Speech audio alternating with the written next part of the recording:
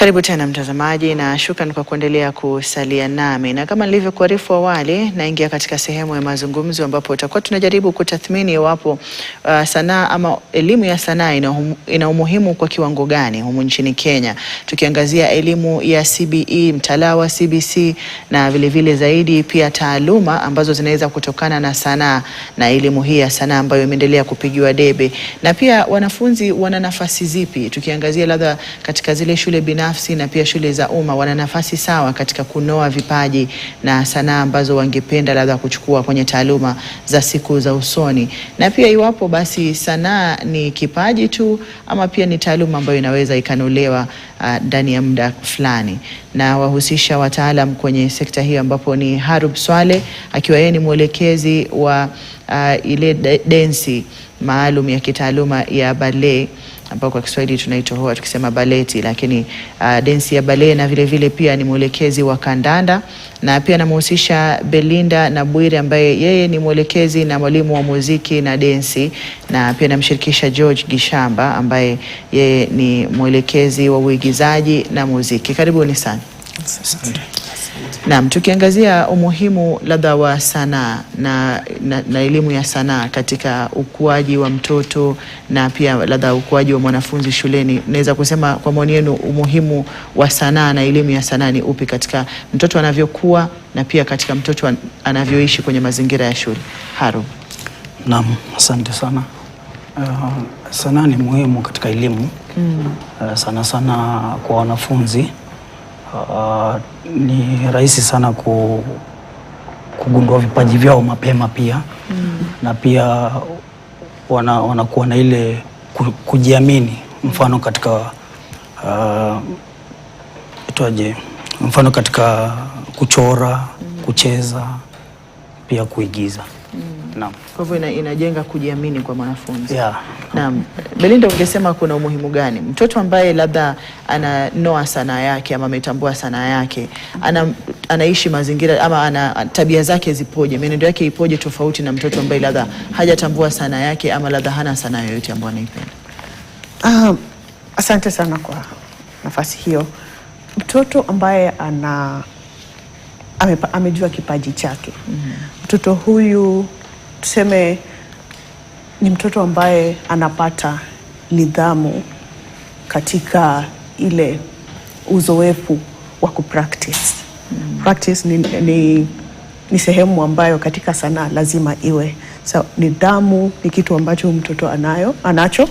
Na tutasema kwamba nitatoa mfano wa shule ya chekechea. Sanaa inaingia chekechea kushughulikia masomo yote. Utapata kwamba nambari, herufi, chochote ambacho kinafundishwa shule ya chekechea tunatumia sanaa, wimbo, kuchora, kupaka rangi. Hivyo mtoto ana uzoefu wa kuwa na nidhamu. Tukitumia mfano kwamba kuchora, wakati mtoto anaweka focus yake kwa kuchora, utapata kwamba amepata ile nidhamu ya kukaa pale na kungojea amalize kuchora kwake. George, maoni yako ni yapi kuhusiana na jinsi ambavyo kutambua kipaji ama sanaa kwa mtoto, iwapo ni nyumbani ama shuleni, katika malezi yake kuna mbadilisha kwa kiwango gani, na labda kwenye mifano ipi ambayo unahisi? Shukran sana, hasa kwa sababu ya kuwa katika nafasi hii ya kuelezea haya masuala ya sanaa katika elimu, hasa katika mtaala huu mpya wa CBE ama mfumo mpya wa elimu wa CBE. Tukiangalia mambo ya sanaa katika elimu, ni jambo ambalo linampa mwanafunzi ama mtoto nafasi nzuri sana katika maisha. Manake jambo la kwanza, sanaa nyakati za pale awali ilikuwa ichukuliwa kana kwamba ni ya kuigiza tu, watu waigize alafu wafurahie, lakini siku za sasa ama wakati wa sasa, sanaa ni kipaji ambacho kinalipa, hivi kwamba mtoto akiweza kujikita vizuri katika sanaa na aweze kunoa ile sehemu yake ya sanaa ambayo amejihusisha kwayo, itampa ajira siku za usoni, wakati atakapokuwa, wakati atakapopea, ile sanaa inaweza kuwa ni jambo la kumpa ajira. Kando na hilo, pia sanaa inakuza mawazo ya mtoto ama mwanafunzi. Kwa mfano katika Kiingereza kuna lile jambo ambalo tunaita critical thinking and creativity. Wakati mtoto amejihusisha katika sanaa, yale mambo ya sanaa yanamsaidia katika kufikiria kwa kina, kufikiria jambo kwa undani, na akishapata yale mazoea ya kufikiria kwa undani, basi hata masuala mengine ya kimaisha ataweza kuwa anayafikiria kwa undani na kuweza kupata suluhisho. Vile vile masuala ya sanaa ni masuala ambayo yanamsaidia mwanafunzi ama mtu yeyote yule katika kukuza kumbukizi zake, ama kile kwa Kiingereza tutaita memory. Wakati amejihusisha katika mambo ya sanaa, haya ni mambo ambayo yanahitaji kumbukizi za mtu ziwe zinanata tena vizuri sana.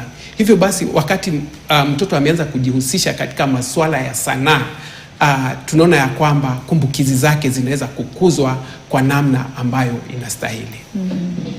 Na asante. Harub, tukiangazia sanaa yenyewe, tunaweza kusema sanaa ni kipaji tu ama pia labda ni elimu na taaluma ambayo inaweza ikanolewa na ikafundishwa mtu? Kwa mfano, unapokuwa wewe ni mwelekezi wa kandanda, mtoto anapokuwa ana hamu ya kutaka kucheza kandanda, lazima pia iambatane na kwamba ana kipaji, ama hata kama hana hicho kipaji unaweza ukamwelekeza na akawa ananoa ile taaluma na mwisho akaja akawa labda ni guji katika kandanda? Naam, shukrani. Sanaa ni zaidi ya sanaa, sababu pia katika ukufunzi vile tunawafunza watoto, sio lazima ukuwe msanii ama ukuwe na kipaji.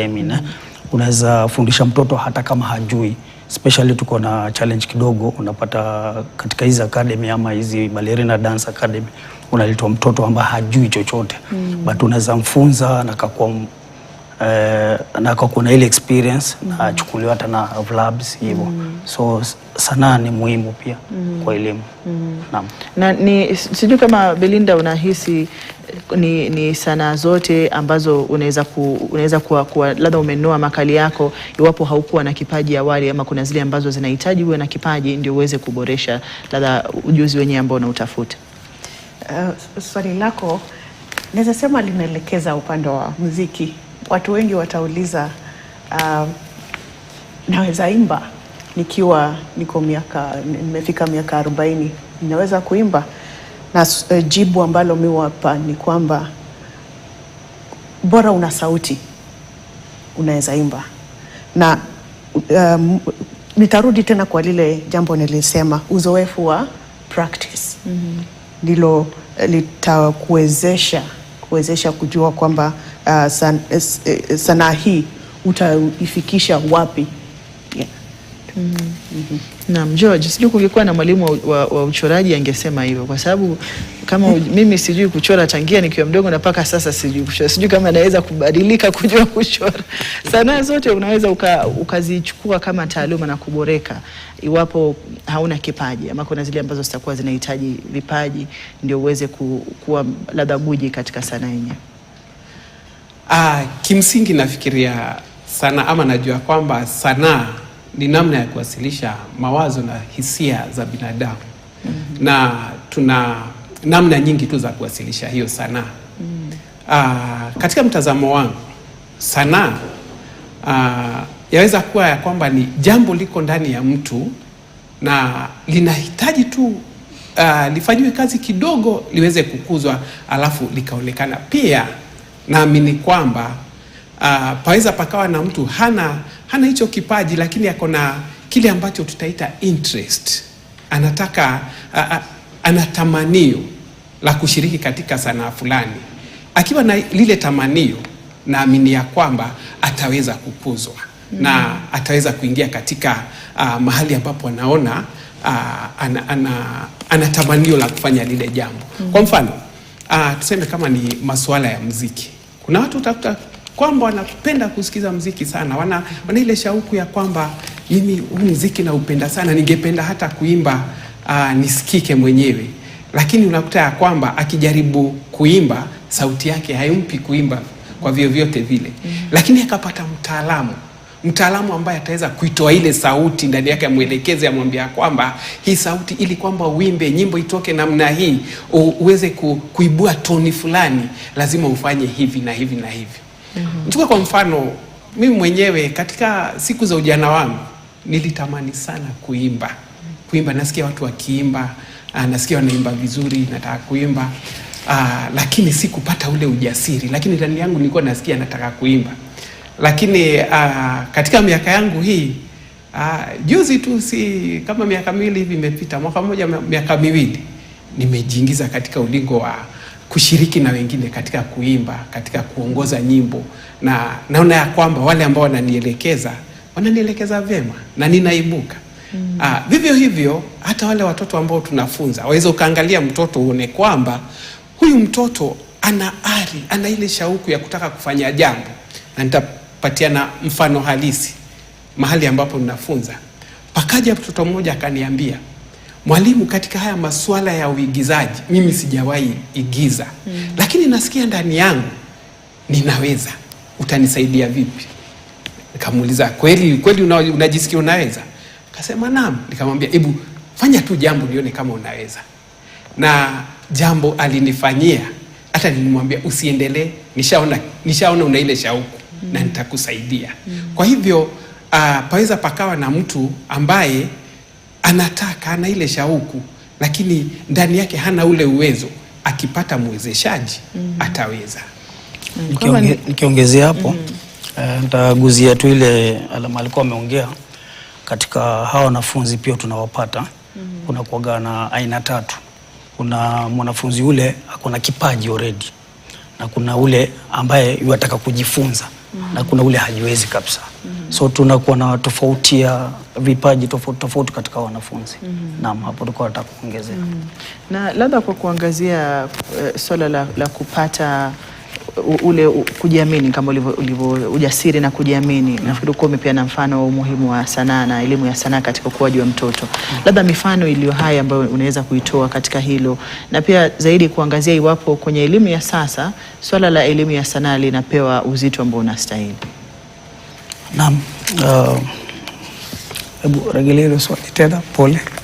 Hamna nini. Swala la elimu ya sanaa linapewa uzito unavyostahili kwenye elimu ya sasa ya mtaala wa CBC, na pia iwapo una mifano iliyo hai ya mtoto anavyojiamini wakati ambapo anafanya sanaa, amekuja labda kama anataka kuelekezwa kwenye kandanda, alikuwa hajiamini, na kutokana na kufanya ile sanaa akawa labda pia tabia zake zinabadilika, anaweza kusimama mbele ya watu akazungumza, ama akawa anaweza kujieleza na kujiamini zaidi. Ina happened sana nikiguzia upande wa kandana na pia upande wa ballerina dance. Unapata wengi wanakuja, tunawafunza, wanabadilika na kuwa na display zaidi, na pia kipaji chake kinazidi kuendelea. Na kuna wengine pia wanatoka katika mazingira mabaya, wanakuja pia, tunawafunza, wanakuwa na mwelekeo na wanakuwa na kipaji kizuri baadaye. Naam. Unahisi inapewa nguvu inayostahili na ladha unaelekezwa inavyostahili elimu ya sanaa kwenye elimu ya sasa nchini Kenya? Especially especially kitambo haikuwa inachukuliwa kipao sana, lakini kwa sasa hizi imechukuliwa uzito mkubwa sana, ambaye ndo zimeingia kwa mashule. That's why katika zile shule tuko nazo wameintroduce hizo co-curricular activity, sanaa kwa wingi, kuchora, muziki, kila kitu.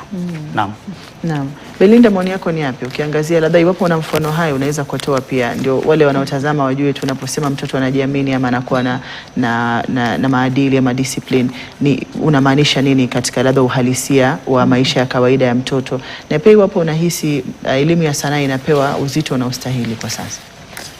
Kwanza nitasema kwa mfumo wa CBE tumepata somo la sanaa, masomo ya sanaa kuwa ya lazima. Tutapata kufika gredi ya 9 watoto wote wanafanya masomo ya sanaa, na kutoka hapo ndio watakuja senior secondary, na hapo ndio watachagua career pathway. Kwa hivyo tunaona kwamba limezingatiwa katika mfumo huu. Na najua ni kwamba ni kitu tumetoa Singapore, na Singapore sio tu kufuatilia infrastructure peke yake, pia ni mfumo huo umenakiliwa kutoka Singapore, na mifumo ingine ya international. Nikiangalia upande wa mtoto kujiamini, tunaona kwamba kuna mifano, utaona mtoto anapewa jukwaa kuimba kwenye kwaya, kuigiza ama kujiunga na wengine kwenye densi. Hapo mtoto utapata, kuna wale wanakuja na uoga, lakini ukiendelea kumpa ile motisha, mtoto anapata kujiamini. Akisimama pale na aone wenzake wanampigia makofi, anapata kujiamini na anaendelea kukuza kipaji hicho. Na George, maoni yako ni yapi? Iwapo na mfano ulio hai katika umuhimu wa hizi sanaa kwenye menendo ya watoto wanavyojieleza, labda maadili yao na tabia zao, na pia katika kujiamini, na zaidi iwapo unahisi nguvu ambayo imewekwa katika elimu ya sanaa kwenye mfumo wa elimu wa sasa inastahili? Naam, kwanza kabisa ningependa kuwahongera wale ambao waliubua huu mfumo mpya wa elimu wa CBE. Manake walihakikisha kwamba masuala ya sanaa yamepatiwa kipaumbele ama yametiliwa maanani sana. Kwa sababu nikivuta taswira kule nyuma, katika muda wa miaka 3 hivi imepita, niliwahi kuwa na mwanafunzi mmoja ambaye nilikuwa namwelekeza katika masuala ya uigizaji. Na baada ya yeye kutoka kumaliza kidato cha 4, alienda akajiunga na kikundi cha wasanii wengine ambao ni waigizaji. Na najua ya kwamba tunajua waigizaji ambao wanaigiza hivi vitabu ambavyo tunasoma katika shule zetu. Alafu tunaenda katika ukumbi wao kutazama ama tunawakaribisha pale shuleni. Yule mwanafunzi alifanyika kuwa mmoja wa wale ambao wanaigiza vile vitabu, na anaendelea vizuri sana. Hivyo basi huo ni mfano ulio hai ya kwamba masuala ya sanaa ni masuala ambayo yanalipa. Na sasa kuja kuyaingiza kindakindaki katika mfumo wa elimu, ni kumaanisha ya kwamba wale walimu ambao watakuwa wanahusika, wakijipa tu kabisa wajitoe wawaelekeze hawa wanafunzi, watakuwa wanawaandalia nafasi za kazi katika siku zao za usoni. Vile vile katika hawa wanafunzi ambao wamejiunga na shule ya sekondari ya juu, senior secondary, unakuta kwamba kuna wanafunzi ambao wanajiamini. Manake nafikiri katika shule ambazo walikuwa wanafunzwa hili funzo ama haya masomo ya sanaa, kuna jambo ambalo yalitia ndani yao, hivi kwamba unakuta kukiulizwa ni nani atakuja atuelekeze pengine katika maombi, katika kuimba, unapata ya kwamba huyu mwanafunzi ana ujasiri. Amekuja amesimama mbele ya umati katika gwaride, anaongoza pasina yeye kuwa na wasiwasi wowote. Hivyo tunaona ya kwamba kama hili somo litakuwa ni somo la lazima ama somo ambalo linashughulikiwa kwa kina katika shule, tutaweza kukuza wanafunzi wengi ambao watategemea sanaa kama kitega uchumi chao. Harub, tuko kwenye hatua gani kitaaluma kwenye labda taaluma ya bale na vile vile ya kandanda nchini Kenya? Kwa sababu kuna wanafunzi ambao wanazichukua sanaa hizo shuleni sasa hivi, mkiwa nyinyi ni walimu na wazazi wanalipia, labda bila kujua kwa nini nimlipie labda balerina ama ballet atakuwa nini, na labda katika masuala ya taaluma na katika kukua kwa sanaa yenyewe tupo kwenye kiwango gani, ukiangazia masomo yote mawili ambayo unayafunza ikiwa ni kandanda na ballet? Asante, shukran. Huwa tunawahimiza sana, but ile challenge tunapata kidogo, unapata mzazi anafuatilizia mambo ya masomo sana. Ilhali mfano kama mimi nimesoma ndio, lakini sijasoma sana mpaka kama degree ama nini, lakini ile kazi nafanya sasa hizi ni mambo na sanaa na ndio inanilipia. Lakini sasa unapata wazazi wanainsist sana mambo ya masomo. Kiupatia mfano, kuna kijana fulani, hiyo ni upande wa kandanda, nishaimfunza akiwa katika background mbaya, lakini hivi vile tunaongea saizi yeye ni mkufunzi na ashaenda paka ng'ambo, na pia ameniiga kama vile mimi sasa yeye pia ni mkufunzi wa watoto wa academy ile ndogo. Kwa hivyo tukisema hii CBC vile imekuja hapa Kenya imesaidia sana. Ukienda upande wa China watoto wanaanza kufunzwa wakiwa wadogo, akiwa umri kama 9, 7 hivi. Lakini unapata ule mtoto yofunzwa kama yoshika gani. Lakini sisi huku Kenya tukifika mambo ya CBC, yes, sasa hii ndio imeanza kuingia kati mpaka wazazi sasa wanalipia. Kuna upande wa ballerina like kama ile shule niko inajiita Stepping Stone, iko na watoto kama 200 na wameingia kwa ballet. That means inamaanisha wazazi wameweza kutilia maanani katika hizi sanaa. Na katika masuala ya taaluma, mbali na kuwa mkufunzi, kuna nafasi gani nyingine kwenye taaluma za tunajua kandanda kuna uchezaji, lakini pia labda katika kuangalia nafasi ambayo tupo kama taifa, unahisi labda kesho ya kandanda ipoje na motisha ambao unafaa kuwapatia watoto ambao wanataka kuichukua kama taaluma, na pia katika masuala ya ballet, mbali na kuwa mkufunzi, kuna taaluma gani nyingine ama mkondo gani mwingine unaweza kuchukua kwenye taaluma hii? Katika mkondo ule naweza chukua problem iko pale juu. Uje lazima kuwa na zile boundaries. Kuna wale ambao wanashughulika huko kwa federation kurudi chini. Huko chini si watu tunangangana sana katika utaaluma kama unauliza. Tunangangana sana kwa sababu pia ukimfunza ule mtoto ama ukimfunza ule mwanafunzi unampatia mwelekeo, yani unaweza kuja kuwa mwalimu wa ballerina ama unaweza kuwa mkufunzi ama unaweza kuwa mchezaji mzuri bora duniani. Huwa tunaenda tukiwaelezea hivyo. Naam. Ni Belinda, maoni yako yako wapi katika nafasi ambayo tupo kwenye muziki? Tunajua muziki labda ndio sanaa ambayo imejulikana sana nchini kulingana labda na sanaa zingine. Labda kule masuala ya densi, tumeona densi pia ni sanaa ambayo sasa hivi watu wanaifanya kama kitu cha kutega uchumi ama kuwaletea kipato cha kila siku. Tupo kwenye nafasi gani kama taifa kwenye masuala ya densi?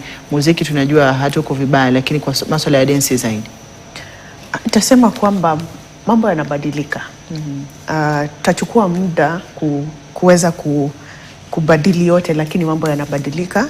Na ukienda katika mtandao ya kijamii utaona kwamba hizi densi siku hizi zinaitwa challenge. Kuna zile zinaitwa challenge, na kuna wale wanafanya hizi densi na zinawapa kitega uchumi, watapata wanapata mapato yao kutoka katika densi. Na ukiangalia upande wa nchi yetu bado tunakuwa na tutafika mahali ambapo densi itakuwa ni kama sanaa ambayo tunaitumia hata kwa kutibu watu. Ukiunganisha michezo na densi utapata kwamba watu siku hizi wanataka kutumia densi kwenda kutuliza mawazo, hisia zao, kuzituliza. Naona kwamba ni mambo yatabadilika na densi itakuwa ni kitu ambacho kila mtu atakizoea. Nitakuwa napata maoni ya George kuhusiana na uigizaji, kwa sababu tumeona kwamba pia uigizaji na muziki ni sanaa ambazo Wakenya wamezifahamu sana, na labda katika masuala ya taaluma pia tumeona wengi wakizikumbatia kama taaluma. Lakini labda katika kiwango ambacho tupo tukiangazia kwamba viwango vya kimataifa pia vinaendelea kukua katika masuala ya uigizaji, na pia kuna ule uigizaji wa majukwaa ambayo wengine wanasema ni dramas na zile plays, na pia kuna ule uigizaji wa sinema, na labda kuangazia katika viwango tofauti unaweza kuweka kwenye makundi gani masuala ya uigizaji, na pia katika masuala ya taaluma zinatofautiana vipi. Mtazamaji, nitakuwa naingia madukani, nitakaporejea nitakuwa naangazia zaidi hayo, na kusihi usiende mbali.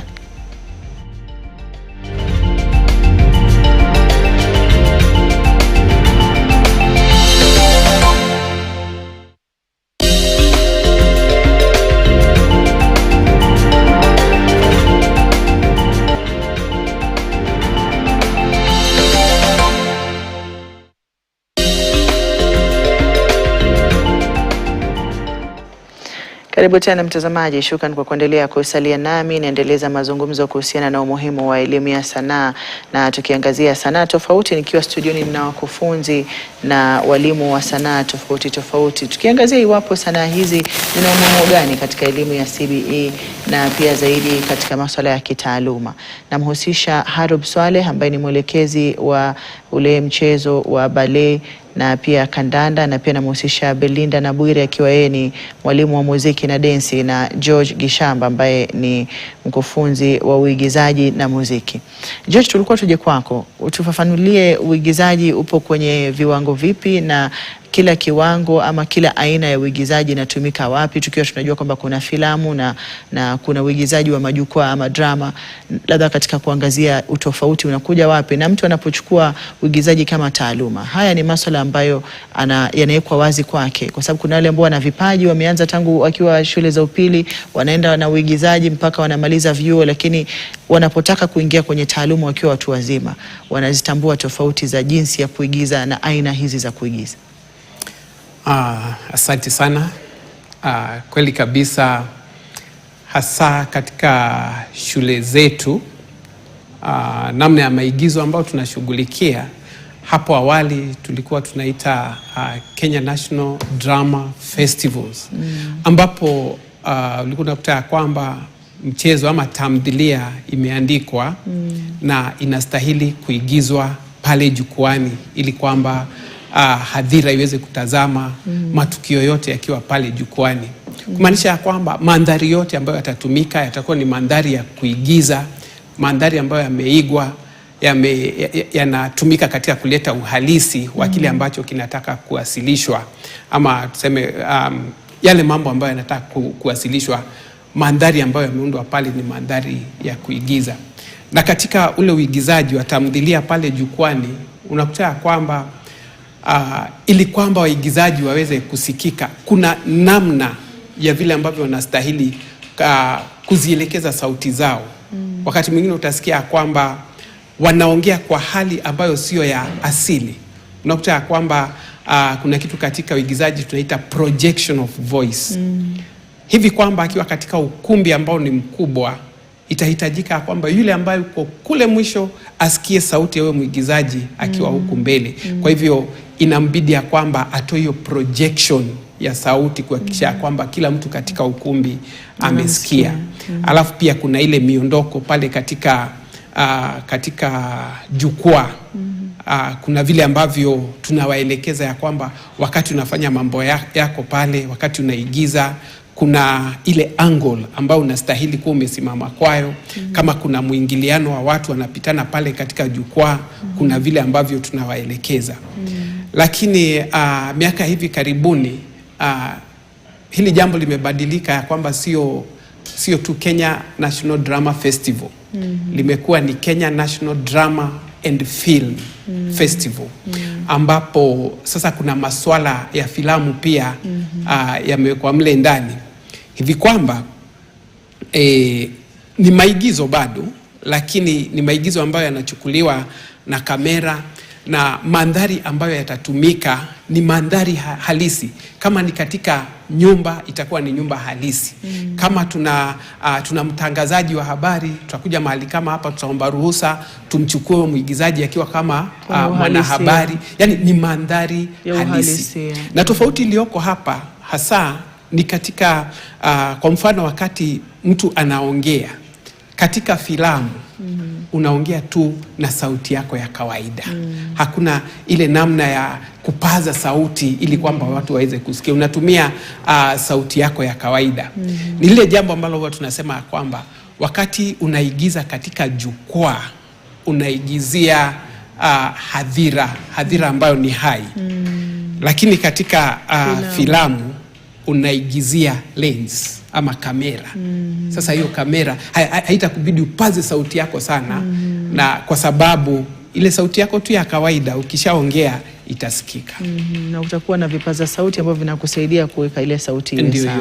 Ni muhimu kufafanua hivyo. Nafikiri kwa sababu ya wale walio na hamu ya kuchukua taaluma hizo kwenye masuala ya uigizaji. Harub, kwenye masuala ya ballerina ama ballet, changamoto ni zipi za kitamaduni au kijamii ambazo watoto wanaochukua mkondo huu wa taaluma hupitia, ambazo wewe unazifahamu kama mkufunzi, labda umezipitia ama unaziona, na pia jinsi ya kukabiliana nazo? Kwa sababu huu ni mchezo ambao sio wa kiasilia ya Kiafrika, na nafikiri pia mavazi yake sio ya kiasilia ya Kiafrika. Kwa hivyo labda katika masuala ya kitamaduni na masuala ya kijamii, changamoto ambazo zipo katika mchezo huu na kauli ambazo labda huwafisha moyo wanafunzi ni zipi? Asante. Changamoto ziko especially sisi kwa upande wa wanaume tunafunza wasichana. So kuna shule moja nilienda nikakataliwa kwanza, wakasema hauna msichana wa kufunza ballerina. Nikasema ni mimi mwenyewe wanafunza kwa sababu wasichana ni very keen. Kwanza hizo ndo challenge watu tunapata. Ya pili pia utapata mzazi anakuja na msupport kidogo, baadaye akirudi huko anaona ni mwanaume anasema hapana, so hatufai kufunzwa na wanaume. Kidogo tu kuna changamoto na sauti, tutakuwa tunarejea kwako, labda nipate maoni ya Belinda. Belinda, kuhusiana na masuala ya muziki na densi, kuna changamoto zipi ambazo labda huenda ukawa mtoto unamfunza densi lakini anataka kubobea kwenye ile densi, lakini kuna changamoto hapa na pale, either kutoka kwa yeye mwenyewe kutojiamini ama mazingira ambayo yapo ambazo zinamwezesha yeye kuwa na ugumu zaidi katika kufanikiwa kwenye sehemu hili? Changamoto ya kwanza ni ile ya kijinsia. Utapata kwamba ukienda kwa kikundi kama cha kwaya kule jukwani utapata wasichana ni wengi kuliko wavulana. So utapata kwamba ukitaka wavulana waje kuimba utatumia mbinu zingine wapate kufika pale waimbe. Kwenye densi pia utapata changamoto ya kijinsia bado ni ile tu. Lazima inachangiwa na nini? Ni kutopewa hamasa ya kutosha, ni kutopewa motisha ama ni mtazamo? Labda tuseme ni kitu kinakuja na utamaduni. Pale ambapo utapata wanaume wamekuzwa kujua vitu kama kudance ama kuimba ni jambo ambalo wanawake watafanya. Lakini nitasema kwamba umefika wakati ambapo mambo yanabadilika pia. Na bado tukirudi katika mitandao ya kijamii utaona kwamba sasa wanaume wamechukua usukani kuwaelimisha wengine kujua sanaa ni kitu ambacho ni cha muhimu. Na labda nirudi kwa Harub. Ulikuwa unaeleza changamoto ambazo zipo mwanzo kwa wewe kama mkufunzi, na nafikiri nimekutana na wakufunzi kadhaa wa ballerina ni wanaume, sijui ni kwa sababu gani na ikiwa wengi wanahisi kwamba labda wanawake wangekuwa wanakumbatia zaidi taaluma hiyo. Changamoto ni zipi kwako wewe na pia labda kwa wale wanafunzi wa kiume ama wa kike ambao wanachukua sanaa hiyo na kutaka kuifanya kama taaluma? Changamoto ziko, na changamoto zenyewe inaanza na sisi wakufunzi. Utapata mzazi labda hataki msichana wake afunzwe na mwanaume, lakini majority ukiangalia kwa ballerina dance, wale facilitators most of them wale ni sisi wanaume. Wasichana wako ndio, lakini kadha. Na pia siwezi waongelea vibaya, naweza sema ni kuna watu fulani ama vile wakienda wakiona majority ya watoto ni kidogo, anasema mimi siwezi wafunza. Unaweza kupatia mfano, nilishai kwenda kwa shule fulani nikaambiwa kuna mkufunzi alitoka lakini watoto ni 3. Lakini mimi nikajitolea kuanza kufunza wale watoto 3, nikapata karibu watoto 40. That means unaweza kuona different. Na pia changamoto nyingine kwa wanafunzi naona nitasemaje kwa Kiswahili, age. Unajua kuna age fulani ikifika pia wanaanza ile kama nisifai kuwa pale, unaona. So kuna wengi tulianza nao kama grade 3 tukaenda grade 4. Grade 5 kifika naona yeye ashafika mtu mkubwa sasa, hafai kufanya kama ile ballerina. Katika utamaduni vile uliongea pia upande wa dress. Though ziko na changamoto pia wakati sasa ukirusha ile miguu, unaona kuna saa zingine kama sasa hawa watoto wetu wa zile shule tunafanya, ikifika wakati wa kufunga shule ile wakati wa muhula mwisho wana dance zile dances wazazi wakiwaangalia. So changamoto ziko. Na wewe unapata watoto wa kiume ambao wazazi wao wanakubali wawe ballerinas na wawe wanaendelea paka labda grade za juu, ama hiyo pia katika masuala ya kijinsia kuna utofauti? Upande wa kiume, upande wa kiume ni wa kwanza nimepata, na alishawishiwa na marafiki zake wa kike. Hawaingia ballerina, nikaona kama mzaa. Nikasa niko na mtoto mmoja. Lakini kuna shule fulani hapa Ruiru nasikia kuna watoto about 25 boys wanafanya ballerina. Uje ballerina umri ni hiyo age ya grade 5-4. 6 hapo inacheza. Hawaja balehe utakuwa na kibarua kikubwa. Naam, George, maoni yako ni yapi katika changamoto ambazo zipo kwenye masuala ya uigizaji, aidha iwe ni za kijinsia kama walivyotaja wenzako, ama labda zipo tofauti wanafunzi wanapokuja, changamoto zinakuwa ni gani katika kuingia kwenye sanaa ya uigizaji? Na pia katika wakufunzi, labda changamoto iwapo zipo ni zipi? Changamoto haziwezi zikakosa, ziko tu chungu nzima. Hasa tukianzia na hilo la jinsia. Mwenyewe katika shule ambayo nafunza ni shule ya wasichana, na unakuta ya kwamba jambo la kwanza na la muhimu ni kwamba wewe kama mkufunzi uweze kujielewa na uelewe maadili ya kazi yako, uelewe mipaka yako, unastahili kwenda mpaka wapi. Manake kama mimi nikiwa katika ile shule ya wasichana, kuna nyakati ambazo siwezi nikajiweka kuwa pamoja na wale wasichana eti ninawafunza. Kuna mambo mengine ambayo siwezi nikajitia katika kuwafunza wale wasichana. Kile ambacho nafanya ni ya kwamba nahakikisha siko peke yangu, nina mwenzangu ambaye tunashirikiana naye ambaye ni wa jinsia ya kike, ili kwamba hata katika uelekezi kama kuna jambo ambalo nataka lifanyike na mimi najiona mimi ni mwanaume sitaweza kukidhi kile ambacho nahitaji kifanyike, ninamhusisha mwenzangu. Manake lazima tuangalie maadili. Pia utakuta ya kwamba changamoto zingine ambazo zinatokea ni ya kwamba utasikia wazazi wakisema kwamba sasa sitaki mtoto wangu ajihusishe na mambo ya sanaa. Huu ni wakati ambapo nataka mawazo yake yote yawe katika masomo. Hasa katika huu mfumo ambao unaisha. Tunaona ya kwamba ni mfumo ambao unahitaji mwanafunzi sana mawazo yake yote aelekeze kwenye elimu, manake tulifunzwa ya kwamba hii elimu ndio italipa, na usipopata grade ambayo inastahili basi hakuna popote ambapo unaenda. Kwa hivyo tumekuwa na hizo changamoto. Unakuta ya kwamba umekuwa na mwanafunzi kuanzia kidato cha kwanza, mmeenda safari nzuri, amekuwa akiigiza vizuri, mmeenda mpaka kiwango cha kitaifa, halafu anapofika kidato cha 3 ama anapoingia tu kidato cha 4, unasikia kwamba hata wazazi hawataki huyu mtoto aendelee, manake sasa wanataka mawazo yake arudishe katika masomo. Kwa hivyo changamoto ziko, lakini la muhimu ni wewe kama mkufunzi ujiamini, uuze sera zako, uuze kazi yako iwe na matokeo, hivi kwamba hata huyu mzazi akiona, akisikia, ajue ya kwamba kweli hapa kuna kazi ambayo imefanyika. Alafu jambo lingine ambalo wanaambia watu ni ya kwamba hawa wanafunzi ambao tunawaelekeza sana wafikirie kuhusu masomo, mambo ya sanaa yanasaidia sana. Kama jinsi ambavyo nilisema, ni mambo ambayo yanasaidia katika kukuza kumbukizi za mwanafunzi. Manake ushampatia script fulani, umemwambia kufikia kesho ninataka kwamba umeshika hapa na hapa na hapa. Hiyo ni kuzoesha kumbukizi zake kufanya kazi. Hivi kwamba hata akiingia katika masomo mengine, manake kumbukizi zake zimeshaanza kuzoea kunata mambo, basi hata katika masomo mengine ataweza kufanya vizuri.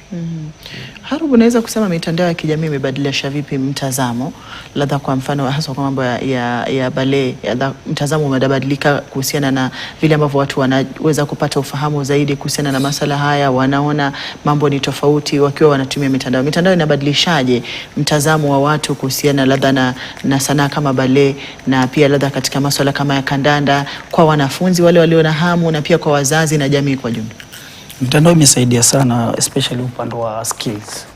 Hizo ndo muhimu, upande wa skills kama kwa kandanda, ikitokeza kwa mitandao, especially sisi vile tunafanya katika shule. Tukishafanya hiyo graduation ama nini, na zinatolewa zinawekwa kwa mitandao, watu wanaona.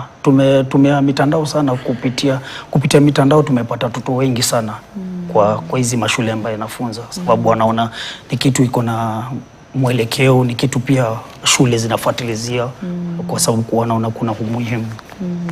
Na katika masuala labda ya mtazamo wa mchezo kama ballet, inaleta utofauti gani, iwe ni mzuri ama ni mbaya, hii mitandao ya kijamii? Kwa sababu sanaa yenyewe bado ni sanaa ambayo nafikiri kwenye tamaduni za Kiafrika bado inakubalika kama kwa sababu ambazo wamezitaja. Labda mtandao umeleta utofauti gani kwa watu kuangalia utofauti kwenye sanaa hiyo ama kwenye sanaa hiyo kama taaluma pia? Imeleta tofauti mkubwa sababu ya ni kitu unique ambayo iko hapa Kenya hajawahi kuwa, na pia kitambo ilikuwa inafanyika upande wa Kibera pekee yake ndio walikuwa kuna hizo vitu, walikuwa wanaenda paka ng'ambo. I used to go there, naenda na jaribu kusoma kidogo, ndio nikajipata kama mimi mwalimu mwenyewe. So naam. Belinda, maoni yako ni yapi kuhusiana na mitandao ya kijamii na jinsi ambavyo imebadilisha mtazamo wa jamii, imechangia katika sanaa ambazo wewe binafsi unazifunza ikiwa ni muziki na dance? Mitandao ya kijamii imesaidia sana kupeana ile exposure kwa wasanii. Nataka ni mfano wa watoto miaka 4, miaka 5 unawapata kuna mtu amekuja kawaona wakiimba mahali fulani na akachukua video yao akaenda kaweka mtandaoni. Hiyo exposure inawapa ile watu wengine wakiona kile kinaendelea wanakuja sasa kuwapa mafunzo ambayo watatumia kukuza kipaji kile. Jambo lingine ni kwamba apart from hiyo exposure, utapata watu wanafunza. Tuseme mimi kama mkufunzi nitaenda pale katika mtandao wa kijamii na nitafunza watu bila malipo. Na watu wataweza kujua kuimba, watajua kudensi. Imesaidia sana. George, mitandao ya kijamii ina mchango gani katika ukuzaji wa sanaa na katika pia kuleta mtazamo tofauti wa sanaa? Kwa sababu tumetoka kwenye mfumo wa elimu kama ulivyotaja ambao ulikuwa unazingatia zaidi masomo nadharia, na sasa tupo katika mfumo wa elimu ambao unaangalia umilisi na utendaji kwa kina zaidi na kuleta tena sanaa kwenye umuhimu. Kwanza kabisa ningesema kwamba mitandao ya kijamii ni jukwaa ambalo limekuja kusaidia. Manake utapata kwamba pengine mtu anataka kujifunza sanaa fulani na hana ujuzi wa hiyo sanaa, pengine hata ajui wa kumwendea ni nani. Lakini akienda pale kwenye mitandao ya kijamii aangalie jambo ambalo anataka kujifunza, ataweza kuelekezwa vizuri, kama vile mwenzangu Belinda amesema kwamba kuna wakufunzi kule kwenye mitandao ambao watafunza pasina malipo. Na huyu mtu akijifunza ama huyu mtoto ataweza kuangalia lile jambo ajifunze na anaweza kuibuka kuwa gwiji. Mfano mzuri ni jamaa fulani ambaye alikuwa anashiriki katika riadha, katika ile michezo ya kurusha mkuki. Tuliambiwa kwamba alijifunza kwenye YouTube. Hakuna mkufunzi yeyote halisi ambaye alienda kumfunza. Vivyo hivyo wanafunzi wetu ama hata jamii kwa jumla, hii mitandao imechangia hivi kwamba mtu akitaka kujifunza jambo ataweza kwenda kwenye mtandao, atajifunza lile jambo, ataibuka kuwa gwiji. Isitoshe, baada ya kuibuka kuwa gwiji, utapata ya kwamba kuna watu ambao kazi yao ni kuwa tu kwenye mtandao. Mambo ambayo wanafanya ni mambo ambayo yanashughulika katika kushughulikia masuala ambayo yanaathiri jamii. Na unakuta ya kwamba wanakuwa na wafuasi wengi, na kutokana na kule kuwa na wafuasi wengi, unakuta ya kwamba wanaanza kupokea hela. Wanapokea hela. Kwa hivyo mambo mawili kuhusiana na mitandao. Unaweza ukajifunzia pale mambo, na pia katika kutumia huo mtandao unaweza kupata riziki. Ila tu itabidi sisi kama wazazi na wakufunzi tuweze kuelekeza wanafunzi wetu, tuambia kwamba hata kama kwenye hii mitandao kuna mambo tunajifunza, na hii mitandao pia kuna mambo tutafanya na yaweze kutupatia riziki, kuna mambo fulani ambayo yako kwenye ile mitandao ambayo yanaweza kuwapotosha. Nikiongeza swala hilo mtandao, miaka 3 iliyopita mfano wangu nishaitolewa na KTN wakati wa Mohamed Bahaji. Alitoa akademi yangu na ikaingia kwa mitandao, na hiyo ndio ilisaidia nikapata watoto wengi. Naam. Na labda tukiangazia kwa nafasi ya uwezo, uwezo wa kifedha, kwa sababu tunaona baadhi ya sanaa hizi zinahitaji uwekezaji wa kutosha. Kwa mfano kama ballerina inahitaji uwekezaji wa kutosha. Kuna mizani ambayo imewekwa sawa, mbali na kwamba sasa CBE inaelekeza zaidi sanaa kama masomo ya lazima.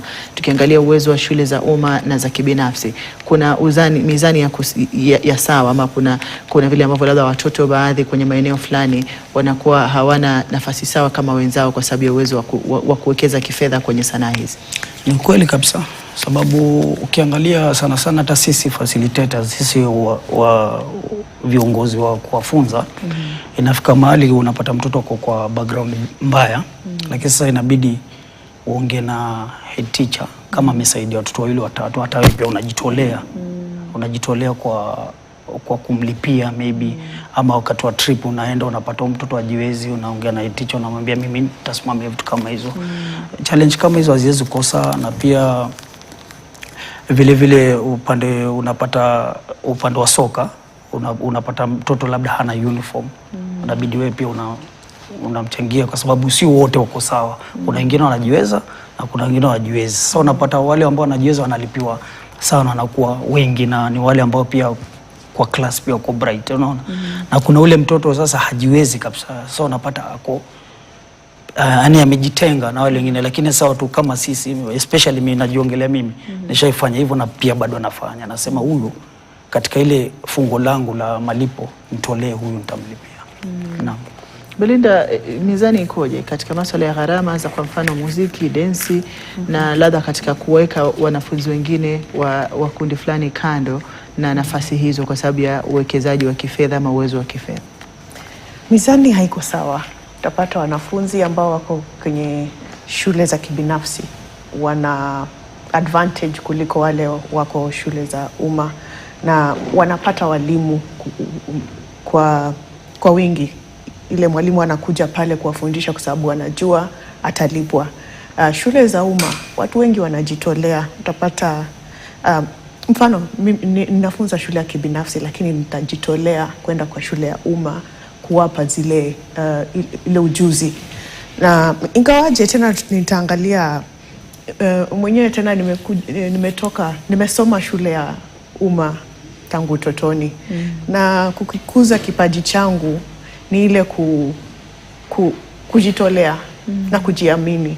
Na nitasema kwamba ukiwa katika shule ya umma, bora umejiamini, utafika mbali sana. Si lazima ukuwe na ule uwezo wa kujilipia. George, maoni yako ni yapi tukiangalia kwamba kuna utofauti bila shaka kwenye uwezo wa kifedha, na baadhi ya sanaa hizi zinahitaji uwekezaji wa fedha ili mtoto aweze kupata yale mafunzo anayohitaji, ili aweze kunoa kile kipaji chake ama sanaa yake kwenye kile kiwango ambacho kinahitajika? Naam, ule uwekezaji katika sanaa ni ruhusu niuite production. Na katika production kuna wakati mwingine tunaenda kwenye tamasha, unakuta kwamba vile vitu ambavyo vinaonyeshwa pale, ukilinganisha shule moja na nyingine, unaona kweli kabisa kuna shule ambayo haiwezi ikapenya ukilinganisha yale ambayo yamekuja kuigizwa pale, kwa sababu unakuta kwamba production, tuseme kwa mfano ni ya mchezo wa kuigiza, play, vile vitu ambavyo vimewekwa pale, mandhari ambayo yameundwa pale, unaweza kukadiria, unaona fedha ambazo zimetumika mahali pale ni fedha nyingi sana ukilinganisha na pengine shule nyingine, tuseme ni shule ya umma, unalinganisha na shule ya kibinafsi. Utakuta ya kwamba hii shule ya kibinafsi ina uwezo wa kifedha, itaweza kugharamia wakufunzi wale ambao wanafunza, itaweza kugharamia kutengeneza mandhari, itaweza kugharamia mambo yote ambayo yanahitajika. Lakini ukija kwa shule zingine unakuta ya kwamba kuna ukosefu wa zile hela za production. Isitoshe pia katika zile scripts, unajua wakati imeandikwa, ule mchezo umeandikwa huko kwenye kitabu ama karatasi, kununua ule mchezo pia hela si chache. Na kama shule haijamudu kupata hela za kiwango kile, hata kupata script yenyewe itakuwa ni shida. Isipokuwa pawe na mwalimu ama mkufunzi katika ile shule ambaye ana uwezo wa kuandika zile script na aandike yeye mwenyewe, awe ndiye mwelekezi, alafu ndio ahusishe shule katika mambo ya production. Lakini hata hivyo, hata akihusisha shule, utakuta kwamba kuna shule zingine ambazo zina uwezo mkubwa wa kifedha, hivi kwamba hata mkienda pale katika kushindana utakuwa ni kama the ground is kind of not level kwa sababu ya masuala ya production. Bali na gharama na kufadhili labda sanaa hizi, mitazamo ipoje? Mtazamo wa mzazi kwenye shule ya binafsi na mzazi kwenye shule ya umma katika masuala ya sanaa inatofautiana vipi, Harub? Ni tofauti kubwa kwa sababu upande wa umma si sana vile sanaa, labda utapata ni madrama, music festival, lakini kitu kama ballet hivi hakuna, soka, vitu kama hizo. Lakini upande wa private za ubinafsi, hizo utapata kila kitu inafanyika, fedha wako nazo, kuna venye vile wanalipisha wazazi wakitumia kununua hizo bidhaa za hizo sanaa tunazofanya. But upande wa ballerina, saidia kama dresses nini na nini, wazazi I think ndio wanajisimamia, so huko kuna expenses mingi sana za kifedha kutumika. Katika kandanda, kama sisi tunaenda kwa shule, especially kama mimi mkufunzi naenda na bidhaa zangu, so hakuna expenses mingi vile zinatumika, but challenge mingi iko kwa serikali hizi shule za umma ya.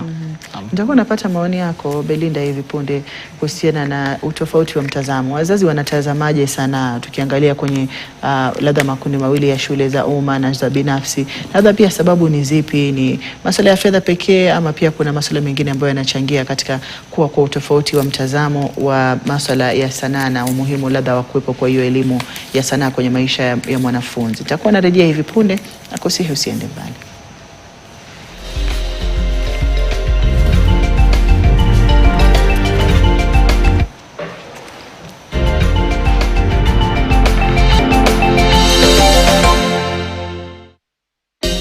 Na mtazamaji, karibu tena kwenye sehemu ya mwisho kwenye mazungumzo haya, tukiangazia umuhimu wa elimu ya sanaa, na zaidi tunaangazia iwapo wazazi pia wana mtazamo chanya ama wana mtazamo hasi kuhusiana na elimu ya sanaa, na wanaichukuliaje ikiwa wao ndio wafadhili wakuu wa elimu hii, ambapo wanafunzi watakuwa wanahitaji kunulewa, wanahitaji gharama zinazokuja na sanaa ambazo wanazipenda na masuala mengine kama hayo, na pia kuangazia soko la taaluma lipoje tukilinganisha labda na viwango vya kimataifa. Naendelea kuwahusisha wataalam studioni, nikiwa namhusisha Harub Swale ambaye yeye ni mwelekezi wa ule mchezo wa madensi ya ballet na pia vile vile mchezo wa kandanda, na pia namhusisha Belinda Nabwire ambaye yeye ni mwalimu wa muziki na densi, na vile vile George Gachamba ambaye ni mwalimu wa uigizaji na muziki. Karibuni kwenye sehemu ya mwisho. Belinda, maoni yako ni yapi kuhusiana na mtazamo wa wazazi ukilinganisha labda shule ya binafsi na umma kwenye masuala ya sanaa, na pia iwapo unahisi wazazi wanaichukulia sanaa na elimu ya sanaa kama taaluma ama wanaichukulia tu kama sanaa ambayo labda mwisho itakuwa haina malipo kwenye masuala ya taaluma? Tasema kwamba mtazamo wa wazazi umeanza kubadilika, hasa shule za umma na mfumo wa CBE ambapo umeleta sanaa kuwa somo la lazima. Wakipata watoto wao wakija nyumbani, wakiigiza, wakiimba, wakipiga densi, wazazi wanabadilisha msimamo wao. Na nitatoa mfano ambapo shule za kibinafsi zimeanza kuchukua wanafunzi kutoka shule za umma kuwasaidia kukuza vipaji vyao kupitia scholarships. Ndipo sasa wazazi wanaona mtoto wangu akiweza kufanya sanaa fulani atapata scholarship kwenda shule hii ama ile. Vyuo vikuu haswa vinaangazia sana. Ni juzi nimeona barua kutoka chuo kikuu fulani kikitafuta wanafunzi ambao watapewa scholarship uwe umehitimu upande wa uigizaji, kuimba na kandanda. Hivyo basi nitasema wazazi wameanza kubadilisha msimamo wao. Na nafikiri ndio mtazamo ambao umekuwa kwenye mataifa ya ughaibuni kwamba wanafunzi wanapokuwa kwenye shule ya upili unawapata wale ambao labda wanacheza mchezo fulani, uwepo ni mpira wa kandanda ama mipira mingine, wanapata ufadhili katika vyuo vikuu na wanaweza kusoma taaluma mbalimbali kwa sababu ya ile sanaa ambayo wako nayo. Labda ni kitu ambacho tumeanza kukikumbatia kama taifa. George, maoni yako ni yapi kuhusiana na mtazamo wa wazazi na pia kuangazia sanaa kama taaluma na pia kama njia ya kukupatia nafasi ya taaluma kama alivyotaja Belinda, labda ufadhili kwenye chuo kikuu? Siku za awali nafikiri wazazi walipowapeleka wanao shuleni, mawazo yao yalikuwa ni ya kwamba waweze kufaulu katika masuala ya kiakademia, na jambo la sanaa halikuwa limewaingia sana. Lakini wazazi siku hizi katika miaka hivi karibuni wameanza kuona ya kwamba hata masuala ya sanaa katika shule ama katika mfumo wa elimu ni masuala ambayo yanalipa. Kwa hivyo ningesema ya kwamba kidogo kidogo wazazi wanaenda wakibadilisha mtazamo wao hivi kwamba wameanza kuchukulia sanaa kama jambo ambalo linaweza kufunzwa katika shule na watoto waweze kupata kipato ama kuibua riziki kutokana na sanaa ambayo wamejifunza. Nitapatia na mfano halisi. Wakati mmoja nikiwa katika shule fulani, nilikuwa mwangalizi wa mtihani, alafu pale pakaja watu watatu. Wale watu watatu wakaingia ofisini, wakaongea pale na mwalimu mkuu, alafu baada ya kuongea kidogo nikaitwa, nikaulizwa maoni yangu kuhusu jambo alilokuwa anaongea ni yapi. Jambo lenyewe lilikuwa ni ya kwamba kulikuwa na mwanafunzi fulani ambaye alikuwa amebobea sana katika michezo. Mchezo aliokuwa anacheza ni mchezo wa volleyball, na alikuwa amebobea sana, ameenda katika viwango vyote hadi kiwango cha kitaifa. Kumbe wakati akicheza kule, watu walikuwa wanamuona. Na wale watu watatu ambao walikuwa wameingia katika ile ofisi walikuwa ni watu kutoka vitengo vya juu sana katika serikali ya taifa letu, na kila kitengo kilikuwa kimekuja kusema kwamba huyu mwanafunzi tunamhitaji. Na tungependa tupatiwe ruhusa na shule ihusishe wazazi wake ili kwamba tuweze kujua iwapo tutaruhusiwa kwenda na huyu mwanafunzi. Sasa shida ilikuwa ni iamuliwe ataenda na nani. Manake vitengo vyote wale ambao walikuja ni vitengo vya juu sana katika nchi hii yetu. Sasa tukabaki hapo, tukasema kwamba acha wazazi waitwe ili kwamba waje waamue huyu mwanafunzi ataenda na akina nani. Kwa hivyo hili ni jambo ambalo linatuonyesha kwamba sanaa inalipa.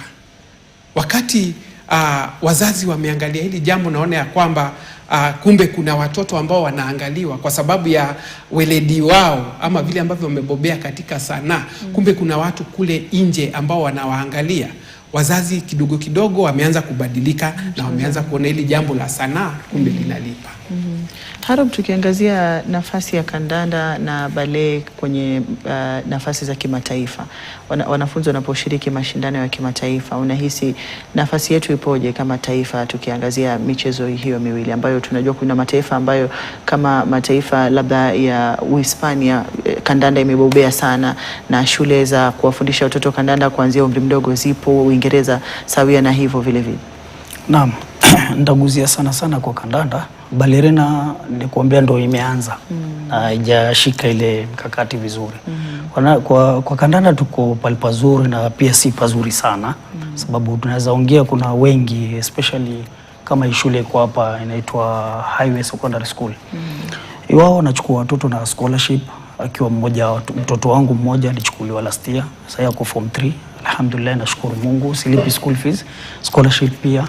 Na kuna katika hii international wakienda kama nationals pia kule kulipatikana na watoto wawili watatu hivi. Sasa tunaongea labda wako Norway, wale wanachukuliwa. Kuna hawa scouts wao hutembea kwa kila hizi games za shule. Kama juzi tena tukiongea hapo Highway, kuna nchi fulani ya German, timu fulani inajiita Leipzig, ilitokezea hapo na wakasema wanataka kiwango cha miaka 17 At least wataka kuchagua talent, wanataka kuzipeleka huko Leipzig.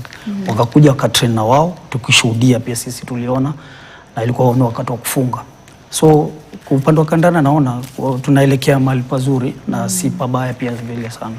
Naam. Na Belinda na George, tutakuwa mnazungumzia zaidi muziki. Masuala ya kuwepo kwa teknolojia na matumizi yako ya mitandao na kompyuta katika utengenezaji wa muziki kumetofautisha vipi ufundishaji wa sanaa yenyewe ya muziki? Nitasema kwamba AI ipo na hatuwezi acha kuitumia. Ina uzuri wake na kuna pande ambapo tutataka kama mwanamuziki kuna ule ujuzi ambao AI haiwezi tumia. Ule ujuzi wa kwenda mbele ya jukwaa. AI haiwezi enda mbele ya jukwaa na ikaweza kutumbuiza. Yeah. Na tukiangalia katika ule kubuni wimbo ama kutunga wimbo, AI inasaidia sana, ambapo itapunguza kazi ile ulikuwa tengenezo, uchukue vile vitengo katika muziki uweke pamoja. AI itakusaidia kuweka pamoja, ndipo uje uweke sauti yako pale. Ipo na itabidi tujifunze kuitumia. Naam. George, maoni yako ni yapi kuhusiana na utofauti ambao huenda ukawapo ama ambao tayari upo kwenye masala ya teknolojia na vile vile utengenezaji ama ufundishaji wa muziki? Nafikiri la muhimu kutambua ni ya kwamba kila bidhaa wakati inaundwa lazima kuna malighafi ya kuunda ile bidhaa, na AI yenyewe haijajiibua yenyewe. Kuna wale ambao wameibua ile AI hivi kwamba hata kama hiyo AI inatumika katika kuunda mambo kama muziki, there is a brain behind that. Na hawa ni watu ambao lazima wawe na ujuzi wa muziki ili kwamba waweze kuweka kwenye AI na hiyo AI iweze kutumika na watu wengine. Kwa hivyo mimi naonelea kwamba watu waendelee tu kujifunza muziki, manake wenyewe ndio wataweka hayo mambo kwenye AI iweze kuwafikia watu wengine. Kwa hivyo ni kama vile tunasema kwamba the computer does not come to replace the teacher, but the teacher becomes a facilitator. Lazima pawe na mtu ambaye atakuwa mwelekezi, mtu ambaye ana ujuzi, ana weledi wa kutia yale mambo kwenye AI. Kwa hivyo hata kama kuna hayo mabadiliko, mwalimu bado ni wa muhimu sana. Kiwango muhimu. Katika swala la kujiajiri, wanafunzi mnawapatia ujuzi gani? Wajue kwamba hii ni sanaa italipa, na hizi ndio mbinu ambazo unaweza kuzitumia kwa kujilipa ama kwa kuweza kujipatia mapato kwenye sanaa hii kama taaluma. Ukizungumzia labda sanaa ambazo wewe unafunza binafsi. Na ile swali nzuri na pia ishai kufanyika. Mimi sana uzungumzia kimfano kwangu, sababu kuna watoto pia nilifunza wakiwa 13 years. Nao vile tunaongea saa hizi wao ni macoach, na ndio nilikuwa nikiwaambia tangu kitambo, mnaweza kuwa macoach, msichukulie hizi vitu for granted. So the moment unajaribu kulearn, jaribu ulearn for kwa maisha yako, vile utakuja kujipatia mapato. As we speak saa hii niko na watoto 3 ambao wananisaidia kwa coaching academy, wanapata mapato zao na walipa. Yeah. Naam. Na Belinda, maoni yako ni yapi kuhusiana na elimu ambayo unampatia mtoto kwenye muziki, kwenye densi, kwamba unaweza ukaja ukajiajiri na mbinu hizi unaweza kuzitumia kujiajiri, iwe ni mitandao, kwa sababu naona saizi pia majukwaa ya mitandao yanatumika sana katika masuala ya sanaa? Kwanza nitasema kama mwenzangu hapa, kama mwalimu wewe ni role model. Na hivyo basi wanafunzi hawa wanakuangalia. Kwanza wengine tundu kidogo watakuja kukuambie, mwalimu unapata pesa ngapi kwa somo ambalo unafundisha? Na hutawaambia, lakini utawaambia kwamba hii ni ajira na itakupa mapato ambayo unayataka. La pili, nitatumia mfano wa ile shule ambayo nafundisha. Kuna wale wanafunzi ambao wamekuwa pale wakakuwa katika sanaa, na wakimaliza chuo kikuu wanarudi kuajiriwa pale. Hivyo basi wengine wanaona kwamba nikitia bidii katika sanaa, narudi hapa kufanya kazi hii. Na kuna kazi zingine ambazo utapata ni zile za kucheza vyombo vya muziki pekee. Hizo kwanza ndo zina hata pesa mingi kuliko ile ya walimu. Sasa utasisitiza kwamba jifunze hii ala ya muziki na itakupa mapato fulani. Na George, maoni yako ni yapi kuhusiana na elimu ya kujiajiri kwa wanafunzi kwenye sanaa ambazo wanapata kwenye shule? Wakati ninatangamana na hawa wanafunzi katika kuwaelekeza masuala ya muziki, masuala ya uigizaji, huwa nawaambia kando na kufurahia, wajua ya kwamba hili ni jambo ambalo katika siku za usoni laweza likawa ni kitega uchumi chao. Manake wakati mwingine hata mimi mwenyewe script ambazo nimeandika, nawaambia hii script nikienda nipeane mahali hivi ina shilingi zangu 20,000. Script moja tu, kurasa 2. Alafu nawaambia kwamba katika masuala ya dance hivi, najua kuna ile miondoko, kuna kule kupanga vile ambavyo wataenda, kwa Kiingereza tukiita choreography. Unaweza bobea katika jambo kama hilo na utaitwa na watu fulani, pengine shule ama kikundi fulani, ili uweze kuwaelekeza katika masuala kama hayo. Utapata hela zako. Alafu pia nawaambia kwamba kuna kitu ambacho kinaitwa voice over. Kuna matangazo ya biashara ambayo huwa yanafanywa na unaona tu picha zinapita hapo, na kuna sauti ambayo unasikia kule nyuma. Ile sauti haipiti tu hivi hivi. Ni sauti ya mtu, na ni sauti ambayo imekaguliwa, ikaonekana ya kwamba ina mnato hivi kwamba ikisikika itashika watu, na ile sauti yako tu kuwa pale ni hela unapata. Kwa hivyo najaribu kuwafungulia mawanda waone ya kwamba haya masuala ya sanaa kuna nafasi nyingi sana za ajira ambazo wanaweza pata. Na kwa kumalizia, kwa sababu ya muda, masuala ambayo labda mngeshauri wizara kubadilisha katika kuboresha elimu ya sanaa nchini, na pia kwa mwanafunzi ambaye anataka sanaa lakini hana uwezo ama msaada kutoka kwa familia? Mimi naweza shauri serikali, especially si facilitators, tunapata shida tukiwa kwa ground. So ningeomba katika wale watu ambao wanahimiza wafuatilizie mambo na sanaa, wakuwe watu wa haki, na wale ambao wanaweza fuatilizia mtoto kutoka background mpaka mahali anaelekea hata kama akimaliza shule. Lakini sasa unapata mtoto anaangaliwa saizi, anafuatilizia, after hapo anaachiliwa na inaenda. So ni zile challenge ambazo tuliongea mbeleni. Pia upande wa wazazi unapata ana support, sasa mimi anakosa kusupport. So mimi nawahimiza tu serikali watilie umuhimu katika sanaa. Inaweza saidia mtoto pia katika maisha, si elimu peke yake. Naam. Na maoni yako ni yapi kuhusiana na kile ambacho ungeshauri wizara kubadilisha katika masuala ya kuboresha sanaa na elimu hiyo ya sanaa nchini? Kwanza nitashukuru wizara, imefika mbali sana katika kuikuza sanaa. Katika shule za umma haswa utapata kwamba kuna zile ala za muziki ambazo wanafunzi wanahitaji kutumia. Wizara imejaribu kushughulikia shule tofauti, lakini haijafika mbali sana. Tukienda kule mashinani bado hawajafika huko, na uhakika kule mashinani kuna wanafunzi ambao wanajiamini, wana vipaji, na serikali kaweza kufika mbali hivyo, na wape yale wanayotaka, facilities zile wanazitaka, basi tutaenda mbali kisanaa. George, maoni yako ni yapi na ushauri wako ni upi katika kuboresha elimu ya sanaa? Nafikiri langu itakuwa ni jambo ambalo pengine ni la kuchukua muda, ingawaji nafikiri linawezekana. Waona, katika masuala ya kubadili mfumo wa elimu ni swala ambalo si rahisi na si la kuchukua siku chache.